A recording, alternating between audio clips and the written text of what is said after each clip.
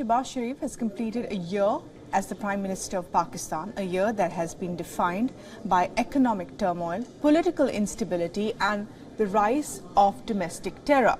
Last year, during the same time, the PTI chief Imran Khan was ousted from power in a no-confidence vote. Opposition parties and some from the PTI itself joined hands and voted against Khan. A day later, Shehbaz Sharif took oath, beginning his tenure amid political crisis.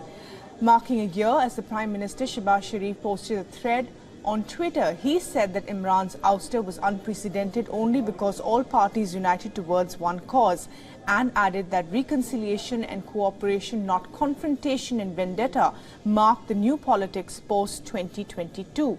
Shehbaz Sharif also attacked the PTI for sowing economic landmines, but said that his government had worked hard to keep things afloat. Note that Pakistan is facing a grim financial crisis. Inflation is at the highest in decades, and the rate of the Pakistan rupee against the dollar is plunging. The common man is forced to stand in long queues for hours to get subsidized grain, as a cost of living crisis has paralyzed the household budget.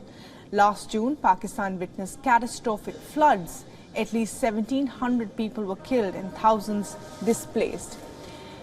In the thread, Sharif also highlighted that his government employed climate diplomacy to present Pakistan's case on the international stage. While Sharif is all praise about his term in office, the reality on the ground says otherwise. Millions in Pakistan are now tired of the political tug of war.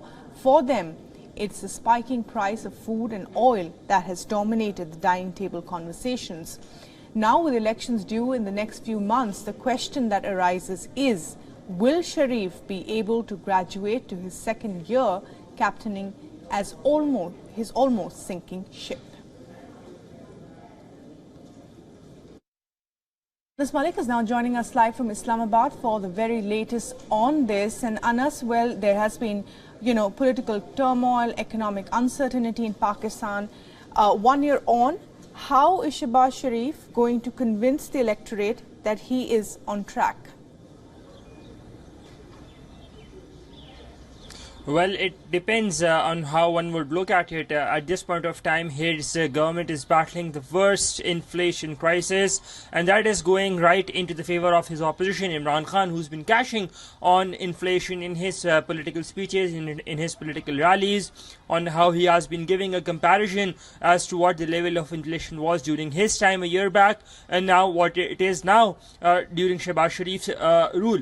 That being said, the other factor is the economic condition, the economic viability of the country, where we understand that almost no country has now signed up to give loan or an assurance to Pakistan. That is the other bigger challenge that Shehbaz Sharif government faces. And the third is, of course, the security challenge. For now, they seem to give this semblance of having a plan, but in a year, clearly his government has lost much of the ground. And with lesser time, rather with elections just around the corner, they're predicted to be held sometime in October, and election with the assemblies or the electoral term due to end on the 12th of August, the Shehbaz Sharif government would need to act, and act quickly, so that they can save some of their vote bank, so that they can have somewhat of a space saver as and when they go towards the election campaign.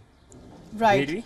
Right, Anas, and of course there, his party's conflict with the judiciary also not helping his cause there. Anas, thanks for that.